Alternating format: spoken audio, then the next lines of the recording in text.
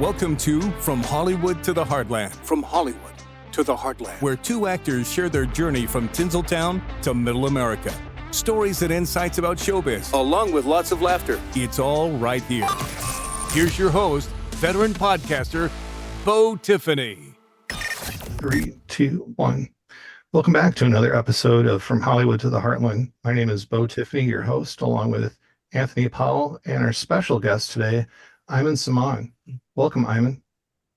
Thank you. Thanks for having me, Beau. I appreciate it. It's an exciting night for me. I'm looking forward to this talk. In addition, Anthony just was at the Reagan premiere last week, so he wasn't with us. Anthony, how was that experience?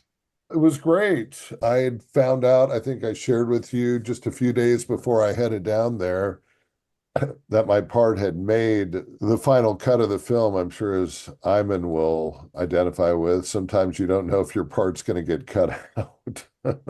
That's true.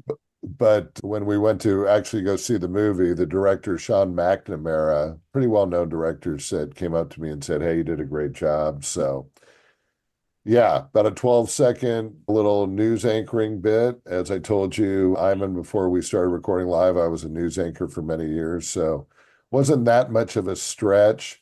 Although they did want a more kind of dramatic type of news anchor. So there was a little bit of acting involved because back in the 80s, the style was a little bit more drama, old school than you see now with anchors. So I tried to bring that through. But yeah, it was a fun experience. Dennis Quaid made the trip to Oklahoma because the vast majority of the film was filmed in Oklahoma. Yeah, Sean McNamara, the director, the producers came back. A few of the co-stars came back. So yeah, the Beau knows the story. I actually auditioned for the film in March of 2020. And then didn't find out that I had booked it until August of 2020, started shooting in October of 2020, but COVID was raging then.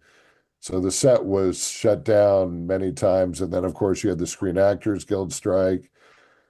And then I think they just decided to hold the movie until a presidential election year. Anyway, it was a good time. It was fun to see the premiere and be there with some of the people behind the scenes. And I thought the bit that you did have was really a pinnacle bit within the movie. And for anybody that hasn't seen the movie, I highly recommend it. I was astonished on how great the quality of that movie was. It held my attention all the way through. It was so well done. And I think your part was, like I said, the pinnacle bit. It's right in the middle of the movie, and you nailed it. It was great. Thank you, sir. Appreciate it. That's awesome, man. Congratulations. Thank you. So now not quite as big as American Sniper, but that's all right. You could say, have your people talk to my people and stuff like that. That's right. If you want me, I'll be in my trailer. How did you get cast in American Sniper? What was that story? That was a very interesting story, actually. So let me see if I can remember, because it's been a while. So that also, like, the gap between the audition and actually when I knew that I actually got the part was very long. Because I got the call from my agent that I have an audition for Clint Eastwood. And of course, I was super nervous. I've only done like a couple of TV shows at that point and smaller roles. And so I was very intimidated, but I prepared a lot. And they basically, because like when the movie's at that level, they don't really necessarily share the actual script or share the actual character. Sometimes they just give a type that they want, and then from there they cast. Yeah, so I was given a scene, and it was a very dramatic scene. And then I went to the studio. I thought that Clint Eastwood was going to be there, but he wasn't. He actually just sees the recorded tape. Oh, but gotcha. It was very intimidating. Like, it was at Warner Brothers, and there was like 20 guys that looked like me. I was very nervous, and I went in, and then the casting director was very welcoming and very warm, which helped. I did my thing. I didn't know how it went. I just did one take, and they didn't ask me to redo or anything. And I left, and that was like January, and I totally forgot about it. And then I think it was April when my manager called me and said, "Are you sitting down?" I was like, "What's up?" She's, "Clint Eastwood wants you in his movie." And I was like, holy shit. So that was like I was like doing like mental backflips at that point. It was really, it was also like very unexpected because like the gap was very long that I forgot about it. And the role they gave me wasn't like the one that I auditioned for. It was like a different character. And then, yeah, then I went to the set. This big dude with a big beard and a baseball cap, and he's like wearing military gear, and he comes over and he talks with a Texan accent, and he's like, "Hey, how you doing?" And I'm like, "I'm good." He's, "What's your name?" I was like, "Ayman, what are you playing?" And I told him the character. He's like, "Nice to meet you. I'm Bradley." And then he left, and I was like, "Holy fucking shit. That was Bradley Cooper." Like I didn't recognize him because he had gained like 40 pounds for the character, and Oh, Yeah, he he looked looked a lot. different, and he kept the accent throughout. Offset, he kept talking with it. So that was like my first encounter, and then I went to the set, and I met Clint Eastwood, who came and shook my hand, and I was freaking out and on the inside, but trying to keep like a professional. And then he shook my hands. He was very calm, and he's welcome. We're happy to have you, and completely disarmed the tension that I had, and it was really lovely.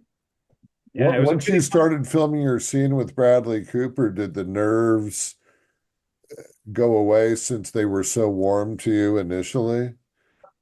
yes and no, because like they tricked me on the first scene too. The first scene we're supposed to be I'm having dinner with my family, and then the Marines come in and break into my apartment to use it as a viewing point. But like in the script, like I'm eating, and then they come in and they cut to the in between is they cut to me being on the floor. So that I was like, oh, so we're gonna shoot like until they come in, and then we're gonna cut, and then we're gonna do the reset for me being on the floor. So they didn't tell me that they're gonna actually come in and actually take me down and handcuff me and stuff. So I wasn't really expecting it at all. So my reactions were actually like real at that point. Yeah, that's the best kind, right? I was like, what the hell is going on? If you don't mind, before we get too much further into this, Yeah, let me yeah, yeah. introduce you just a little bit. So, ladies and gentlemen that are listening and tuning in, this is Ayman Saman. Ayman has been just an amazing actor in such great projects like American Sniper, as we were just talking about. He's also created and produced Momo's America, which is an amazing cartoon that you can find some shorts on for YouTube. Are there full episodes now? No, but they'll find the short episodes. We ended up selling them to Comedy Central. So Comedy Central acquired them. So they're on their animated YouTube channel. I love it. I laughed my ass off. It was great. Yeah. Absolutely great. Thank you, man. That was how we dealt with lockdown. It was so depressing, and we wanted to create something that cheer people up a little bit. Yeah, definitely put a smile on my face. I am curious about the production of that. When it comes to animation, was that like a frame by frame? Was it a program that you guys used? It's so well done and it's reminiscent of Family Guy in terms of its feel. How'd you get that done? Yeah, thank you for that's a very good question. My co-producer, he's actually an animator, and he came up with the concept, and then we developed it together, and then we started writing the scripts. So he's an animator, although he didn't really animate everything. He just set up the initial animatics, they call it, and then we used actually animators in Egypt that he knew because we're both Egyptian, and he worked in Egypt and on big projects. So we used animators in Egypt because it really helped. Of course, cost wise, it was actually a lot cheaper than to animate it here. And we weren't working, we were in lockdown. We were actually using our unemployment money to pay for it. So we used Egyptian, and also it helped that they understand the culture. So like they did a lot of the nuance of movements and certain things that otherwise somebody else would miss it. Sure. Yeah, so they're fantastic. They're like really they work on big projects there. They were doing us a favor and helping us out. Yeah, So Anthony. Go ahead, Anthony. No, you've got so much going on between the acting and Momo's Family, the psychological thriller that you're producing and direct by summer of 2025. How do you balance it all? Does it get overwhelming? Because as I know, just being an actor is a lot. And how are you balancing all of these projects? That's a very good question. I think it's just discipline. And I'm not perfect. I'm like a lot of times sometimes I feel down and I don't do anything. But for the most part, just to be this, because it really, I realized, I didn't realize it before, but I realized I really love writing, and it Yeah. really takes my mind, it's almost therapeutic to me. Yeah. Uh, and as an actor and director, like when I'm writing, I'm actually acting out the characters and the scenes in my mind. So I delve into the world for a while and I disconnect from reality for the duration that I'm writing.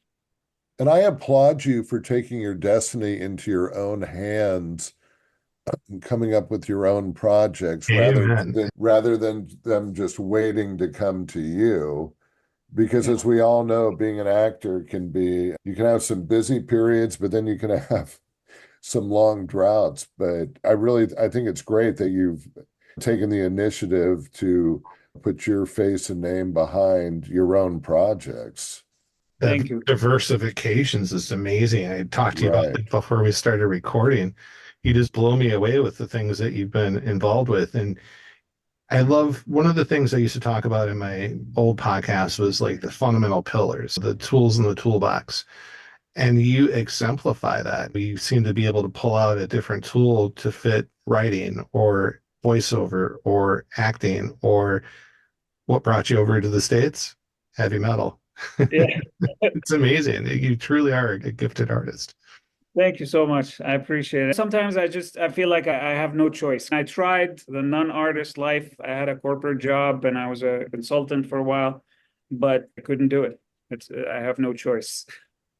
Do you find, like me, the acting world, like you were saying earlier, you put this role on American Sniper and you think, okay, that's going to be the gateway to projects. But I find even when I book roles, I'm still asked to audition. It's not like they direct book you on another film based on your previous performances. It feels Right. like auditioning is, unless you're a Brad Pitt or a Bradley Cooper, who are just going to get the film on their name for most actors, even with someone as impressive as a resume as you have, it's still about auditioning for the most part, correct? It is. It is. There's no way around it. And it's after a while you consider it like it's a big part of the job, really. I mean, it Right. is the job Yeah. because you audition so much for so many things, and then you book the one thing that you work on for maybe a couple of days or, a few days or a week or 2 weeks, whatever. But like the period before that is much longer. So, and you're auditioning much more than you actually work. Yeah. So auditioning is the job, really. You just have to make peace with that it's the fact of the business. Yeah, you're going to spend, the old saying is you're going to spend more time looking for work than you actually will work. Again, unless you're one of the top 1%. So you're right. It is just part of the job. And that's part of what motivated me to start writing and creating my own content. When I first came here, it was like all the roles for people that looked like me were terrorists and stuff. And now it's definitely less. But even once you're in that frame of Middle Eastern, those that are available are either unmemorable or really depressing. You're a refugee, or it's just we have this halo around us that you can't shake. And that's why I was like, you never see a psychological thriller with Middle Eastern characters in it. I love that genre. And that's why I was like, let me just write an American story with people that look like me that just happen to Yeah. be a different descent, but they're just living their life here. Mostly white people in their 20s and 30s. One of the things I loved about Momo's is you tackled a lot of those stereotypes. And one of the things that stood out to me is one of your characters, like the wife, had 50 million jobs. She could cook and talk on the phone and order and do her online social media marketing all at the same time. It was hilarious. But there's a cultural stereotype for that too. Is there any truth to that, do you find? Yeah, because it's a comedy and I'm involved in the Middle Eastern community, we wanted to acknowledge the existence of the stereotype. It does exist. But it's not a bad thing because like the immigrant mentality is like hard work. Like I came Absolutely. here from a much harder way of life, and then now I have opportunity. Uh, And so, because America pays off for hard work, where we come from, hard work, it doesn't matter. So now you're finally like, oh, well, if I work hard, I can actually change my life. And that's the immigrant mentality. And what people don't realize is that unless you're a Native American, we're all immigrants in America. Maybe some of us are more recent, but the ingenuity of the immigrants is what keeps America advancing all the time, because you always have you're funneling new perspectives and new ideas of people that are just coming here. Anthony, have you Absolutely. traveled outside of the U.S. much? I'm sorry? I was asking Anthony if he Oh, traveled outside of the Canada, US. Mexico. Where else have I been? Haiti, but not the Middle East, certainly. I've done a lot of Europe. I've done a lot of like Greece, Italy, down to basically the bottom of the boot. But the one thing that I found is when we travel other places, we had this idea of what it was going to be like, and it never turned out to be that way. In fact, always much more warming and welcoming in my experience than typically we're led to believe. And so I was just wondering if when you traveled outside, if you found that yourself, because I'll tell you, there's nothing like connecting with people globally than just traveling a little bit, getting outside of your own backyard. What do you think, Ayman? I think it's when you watch the news in general, and if you're plugged into the news gives you a really gloomy perspective of most of the world. If you watch the news about LA and you don't live in LA, you're going to be like seeing cars on fire and people shot and stuff. And I live here and I don't really see that stuff. And it's Yeah. really, I walk at night and it's not, but if you're outside and you're plugged into the news, you think LA is a hellhole. Yeah. And that the same goes with the Middle East and other countries. But once you actually dare to deny what the news is telling you and to just actually go and meet the people, you realize we're not so much different. Everybody has the same problems. Yeah. Yeah, the media takes the exception and makes it the rule. One smash and grab, and you think it's happening 24/7. So, what we on this show, we often talk about the challenges of getting into the acting business. When you went out to LA, what were your biggest challenges? Finding representation? It was finding representation. I had contacted a few people before I came here because I've done like some stuff in Chicago, films and indie stuff. And so I had a relatively okay reel to show. And so when I came here, I managed to get a manager a few months into it. But the challenge was to just dig in and stay optimistic. So I was like, I'm here to act. So I started doing plays and I started trying to do student stuff just to meet like some of the student stuff that I did early on when I came here. Some of these directors are now like really doing amazing things. And sometimes they tap me for things without auditioning. So that's what happens for the longevity of the journey. When you stay here, you stick around for a while, develop a network of people that know you and trust you, and they tap you directly for stuff. It was just, and I was just hungry, man. I was really excited to be here. So I did everything that I could to just stay active. I have a question for you. Yeah. Coming from your background, your idea of hard work is a lot different than ours. Do you find us Americans to be a little soft? I say that in a lighthearted way. Yeah, a little bit. So before I moved here, my day job was a tour guide in Egypt. And that was a lot of hard work. Like I barely had any time off and I worked 20-hour days and the pay wasn't that great. And then I moved here and the first job that I had in Chicago was in a travel company where you're sitting in the air conditioning and you're just working 9 to 5 and you have a lunch hour break and stuff like that. And I was like, this is amazing. And I'm getting paid like 10 times I was getting paid in Egypt. And I was so grateful. And then I hear my coworkers are complaining about just minor little things. I was like, you guys have no idea. You guys are in heaven. It's that perspective, right? Yeah, it is. For people wanting to get into the business, we're all on our show, we're preaching that there's opportunities outside of Los Angeles and New York. Do you think if somebody is living, let's say, in the Midwest, do you think there's enough opportunities in the Midwest, or would you advise them to try to make the leap and go to Los Angeles? It really depends. There's opportunities everywhere because now most of the jobs are through self-tape. So Right. you don't need to be, even if the job is in LA, you don't need to be in LA to audition for it. You could just record yourself and send it. So I think the one main thing is just to have some sort of proof of your talent. Like you have a reel, you work in your area with like student films or indie filmmakers so that you develop a reel that showcase you. So you just have something that showcases you so that you can acquire like an agent or a manager that submits you for the big jobs. Uh, Right. yeah, I don't think you need to necessarily be in LA. I think, like I mentioned that before we started recording, I worked more outside of LA than I worked in New Orleans and New York and Atlanta.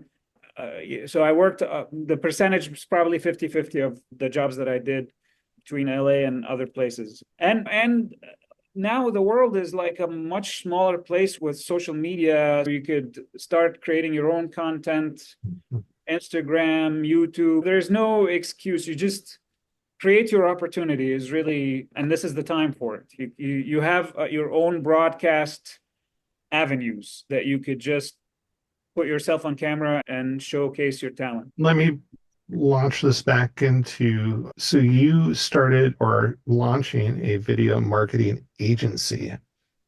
Tell us a little bit about that. Yes, it's still in the early phases. I wanted to do something that fulfills my creativity and as well as provide some sort of consistent income so that I'm not just so desperate to get acting work. So yeah, it really focuses on storytelling. We tell the stories of our customers in a way that increases their engagement with the audience and not just focus on the technical stuff like you're a lawyer and you just focus on, oh, we win these cases or whatever, but more actually focusing on the story side of things and the transformation that they help people to make through their business. Right. People connect with stories more than anything. Yeah. So making it more of a personal touch with the videos.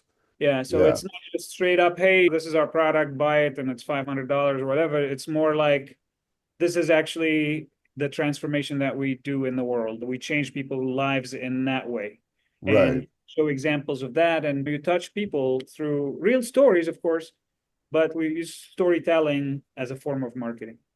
And do these videos go on a company website so people get more of a feel of what the company are about? Yeah, it depends. Yeah, it depends on the client's needs. It Yeah. could go on their website, could go on their social media. Yeah. It could be just for a presentation they're doing to raise funds. It depends on a case by case. Because I've found in this day and age of technology, which can make you feel sterile, people are really craving that human touch, getting to know people. Over the weekend, I stayed at a hotel. I was at a conference, and there was a gentleman there named James who worked at the hotel. As soon as I stepped in that hotel, he greeted me with the warmest smile, a bottle of water, and he was so genuine. The next day I went running. He took the time to show me the best route. And then when I came back, he was there with a bottle of water. Now, the hotel was great, but I can tell you, I would stay at that hotel again specifically because of that gentleman, James. That's an amazing story. Yeah, it's because we're all craving human connection Yeah, ultimately, especially in the age of AI and everything is tech and everything is digital and it doesn't matter. We're still on a human level. We crave that human connection, and that's why we're drawn to TV and film is because it's you want to see someone's story, someone's struggle that resembles yours, and that inspires you to change your life or something. So, human connection is ultimately what we're here for. And that's my approach to marketing because I was a marketing consultant early on in before I moved to LA. I was working for a Fortune 500 company. And so I took that knowledge as well as my experience of storytelling and media production here and combining them both. I was going to say it's amazing how you diversify and you find a niche given your situation. COVID, you got into creating some production and animation. Post COVID, you got into some more producing, a couple acting roles, but now you're looking at doing this new short film. You have opened up doors for yourself. my question out of all of that is there a certain pattern, or is there like a certain playbook that you go by? Like, how do you approach getting new roles? You're always having to find a new role, unless obviously since you've been in, they talk to you. Mm. Is there any nuggets that you can give us that might give insight to people breaking into the industry on how they might pick up some? Yeah. Thank you. That's a very good question. I think ultimately staying true to yourself. Like I know that I cannot survive without being creative, and also not being attached to a certain outcome. So when I first came here, of course, Hollywood sells you on the dream of, oh, you're going to be a movie star and have a house on the hill and all of that. And if you get attached to that and it doesn't happen, you're going to be miserable and you're going to get depressed. And there's a lot of that happens in LA. I decided that so long as I'm able to create stuff that touches people on a human level, whatever that may be, and it feels authentic to me, then I'm happy. And there's no attachment to what that is. So I'm open to the flow of life. So, COVID hit, everybody was depressed, and I was depressed initially, but then like the animation thing, we were working on it before COVID, and we had a production company and we were developing with them and stuff, and then they completely vanished on us. And we're like, okay, so what are we gonna do? Let's do it on our own. So you just gotta, life, gives you opportunities if you're willing to actually see them. It's like the lemonade thing. You get a lemon, what are you gonna make out of it? I'm So the expert at lemonade. yeah, yeah, just so staying flexible and not being attached to a certain, life has to happen this way, otherwise I'm destroyed. Yeah, no, being malleable to the situation and what life throws at you is, I think, a huge key of nugget. Anthony, what do you think? I was liking what Ayman was saying, and I can identify about developing a marketing agency, which would seem to provide a steadier type of income than acting would. My wife and I own a franchised business, and that really helps take some of the worry out of what I do, because I know that if I don't book every role, we're still going to be okay. Because if I had to do this solely with this being my only income, it would be very tough. I've heard a statistic at any one given time, 95% of the members of Screen Actors are out of work. It's important, as you've done, to diversify. Yeah, you definitely set the bar high when it comes to diversity. Yeah. When you go home, what's it like visiting? Do they treat you like a celebrity? Are you the Brad Pitt of Egypt? Not really a celebrity within my family sphere, but I've never acted in Egypt. That So, surprises me. and because I started acting when I was here, and only recently that I shot my first Egyptian film, which is hopefully going to be released sometime this year. That's what I'm hoping will introduce me. I've done a couple of Arabic things, but I was playing a Saudi and with a dialect that's different. So this is actually the first time I'm actually speaking like I naturally speak in Egyptian dialect. And it's an action comedy, and I play the villain, and it's a really fun character. I really enjoyed playing it. And we shot like in different countries, and it was so much fun. So I can't wait for that to come out to introduce. Some of the media outlets there know my work here, but like on the public level, I'm not really that known. And I don't really seek to be known. I really want to more just to do stuff in my country and in my language, and just play with people that I know. Yeah. It would be fun. Do you get to But dance in both worlds, like Bollywood and Hollywood? yeah, that's hopefully the plan. I started, because of the strike here and stuff, I started doing more stuff there. So I shot a movie in Saudi Arabia earlier this year, and shot a movie in Turkey a couple of years ago. It's an American movie, but we shot it in Turkey. And so I'm using my background to my advantage. So things dry out here, I speak another language and I can still act in it. So I was going to ask if being bilingual helps. And actually, how many languages do you speak? I speak English, obviously, fluently, and Arabic, and I speak like a few different dialects of Arabic, because Arabic, if you think of it as English, as like Australian versus Irish, so each country has its own like unique dialect. Hmm. So I speak a few of those dialects, and I speak French, but I took French high school through college, but I never really got to practice it as much as English. But when I go to France, I can like order food and stuff and ask my way around. And It's helpful. That's great. Um, Hey, how many do you speak languages, that is? who, me? Yeah, it was this toss ball. I Oh, was soft pitching the ball.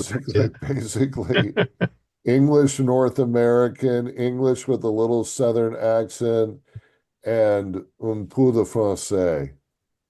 nice. I don't know if you're a political person at all, but I am wondering about the political climate in Los Angeles, given the Palestinian-Israeli conflict. Are you aware of that?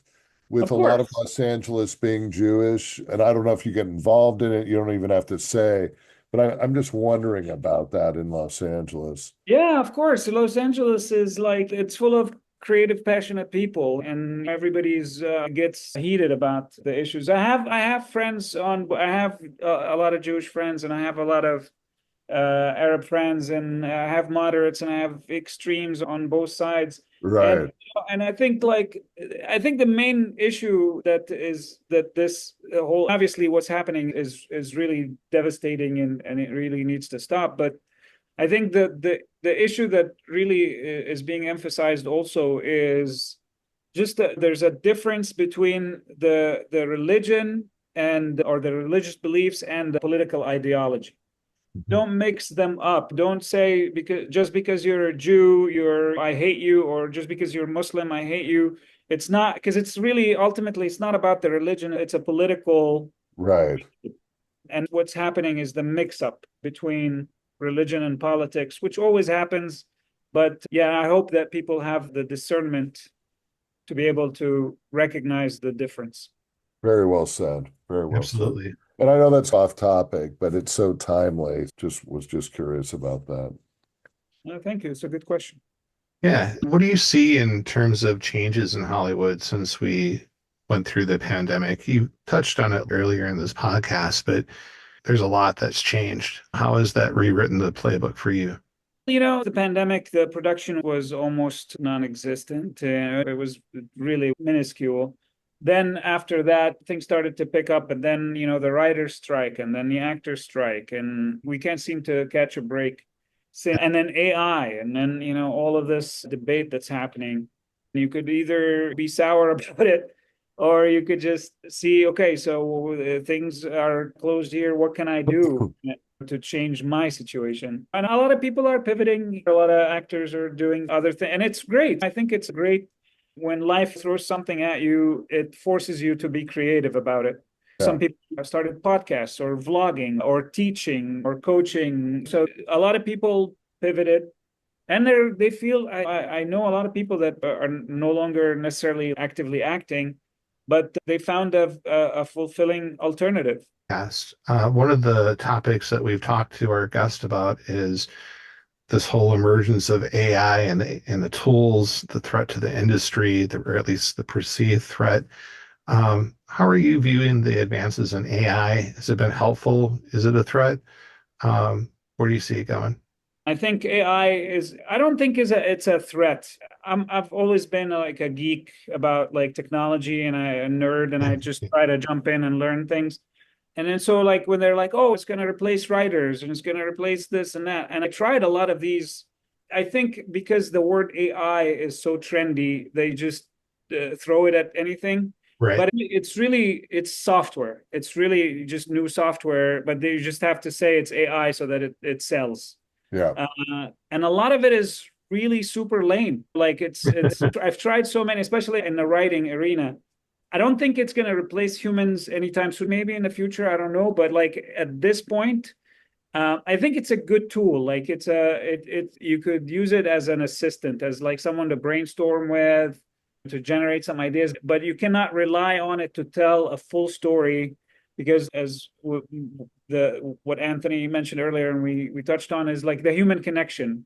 Yeah. It's still a machine. It's still a software. It's really regurgitating from the internet. It doesn't have life experience. It doesn't have the nuance. of a human being, of the inner conflict, the messed upness of a human being, to put that into an interesting story.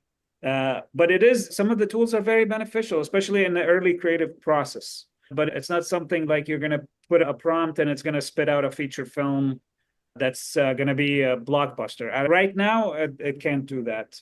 Take some of the heavy lifting out of some of the menial stuff that we were doing. And I find that to be a blessing. When it comes to AI, it's like saying internet. There's so many different AI tools in so many different areas that it's not one all-encompassing thing as AI.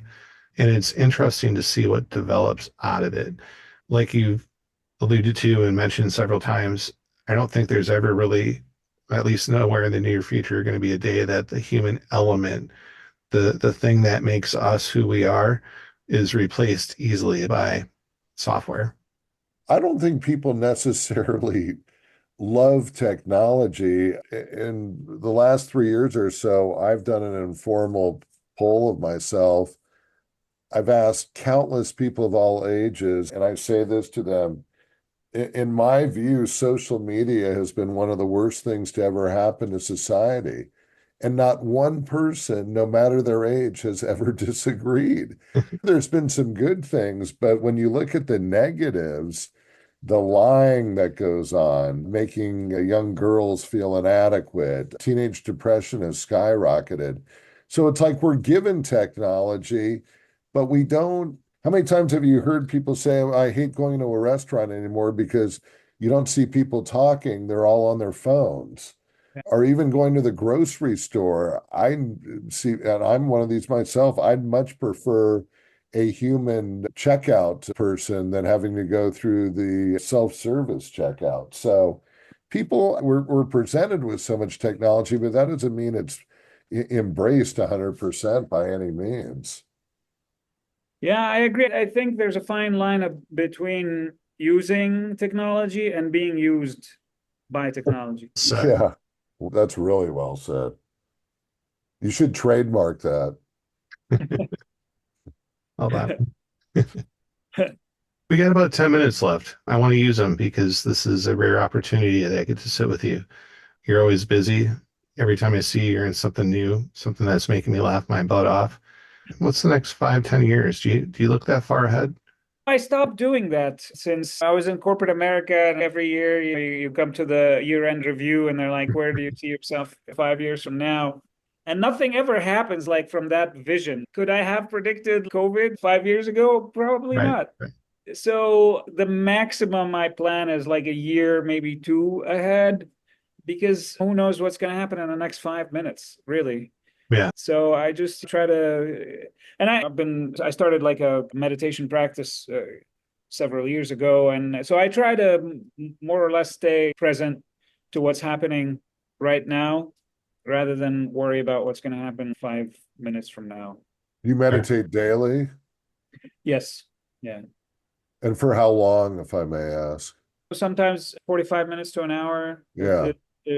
But it didn't start out that way. I've been doing it for a few years. So when I started out, it was like 5, 10 minutes. And then it's like working out. You can't just go to the gym and lift 500 pounds one shot. You build up to it. So it's over time, because that's why it's called a meditation practice. You just practice it regularly, and then over time you develop the stamina to sit longer.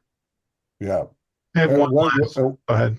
Sorry. I'm sorry, what kind of benefits has it brought you in your creative processes, would you say? Overall, it changed my life completely. Like, it changed how I approach life in general. And creatively, it just clears my mind. Like, and it helps me really focus on the task at hand. So I'm not, distracted. And because anything creative now is more like a meditation to me. Like when I'm writing, I'm totally immersed into it. And I'm like meditation, you isolate yourself from the world and you're within. And so with writing as well, like I isolate myself from the world and jump into what I'm writing. And with acting, I try to be present to what's happening right now. And I'm not racing ahead to the next scene or to what's going to happen. So overall, it really helped me flow through life much smoother. Like I don't have like emotional spikes, whether like positive or negative. Like if something good happens, great. If something bad happens, okay. It's I don't spike either way emotionally. I'm even keeled throughout. Yeah, Hakuna well, Matata. that's a nice balance to have. Yeah, it's Yeah, like you're floating through life. yeah, Anthony, I'm really glad you used that word because I was going to ask Ayman because I think everybody needs a certain amount of balance in their life. I think you nailed one of the keys that help you keep yours, which is probably the meditation, right? Does that help keep balance within your personal life? Yes, it really got me through because I started the practice during COVID, at the beginning of COVID. And it really completely changed my life. While most people were freaking out, and I would freak out also every once in a while, but for the most part, it really transformed my thinking and just my nervous system in general. So I'm just generally calmer. There's a saying that if you're in the water and you're struggling in the water, you only focus on the struggle, right? But once you let go of the struggle and you just let the water carry you and you float, now you feel the water and you're not struggling anymore. So I think that's the difference. Like before, I would struggle and I would just be into that struggle and forget that life is actually great outside of that little struggle. And once you just relax and let life in, you just float. Yeah. yeah. Oh, I love that. And it makes you open for more opportunities. Yeah. Absolutely. Yeah. Anthony, do you want to close us out? I was just going back to the acting world. While I like the convenience of the self-tape audition, I also miss auditioning with a casting director to have somebody play off. So I think what's your feeling on that? Do you do a lot of in-home auditions or are you going to casting offices? That's a great point. Only recently they started actually to do like live auditions again. And I remember I went on a live audition a few months ago. Initially, I was intimidated because it's been a while. And then when I went, it was really amazing because, again, it's like you're saying at the grocery store, you want to talk to the person instead of doing the auto checkout. You get to interact with somebody, you get instant feedback on your performance. Because, like, when you're doing the self tape, you're in a silo. You're still, even if someone is helping you, it still doesn't give you that adrenaline like when you're actually in the room and you're live and you're present. I just had a video game audition yesterday and it was live and it was because for motion capture and stuff. And that was so much fun because we got to run around because it's a video game. It was just like so playful and so fun and to engage with the other actor because it's like it almost resembles slightly a set, which is that's the ultimate goal that we love. So definitely in person is much better. But there's a generation that doesn't even know the in-person auditions that Yeah. started and like right before Yeah. COVID. They haven't even seen a live audition. Unfortunately, I live a couple hours from Oklahoma where there's a lot of auditions. So most of the time I do in person. But I think if it's a role I really would love, I think I'm going to make the sacrifice and drive. Because that's how I auditioned for Reagan was in person. That was March of 2020, so it was just before COVID hit. Yeah. So they were still doing the in-person audition. I don't know. I love the direction from a casting director. I love the thrill of it too. I just enjoy like it just has a different energy, excited and I must say, sir, you for all your achievement, you're incredibly humble, you're honest, and it's a real pleasure. thank Well you. said. Yeah. Continued success. Thank you so much. We'll be Appreciate looking for you along with, I'm sure, most of our listeners. I really like what you do. I love the humor. I love the writing that you bring to the table. You're so gifted. So I'm wishing you the world, man. It's a pleasure. Thank you for coming back on tonight.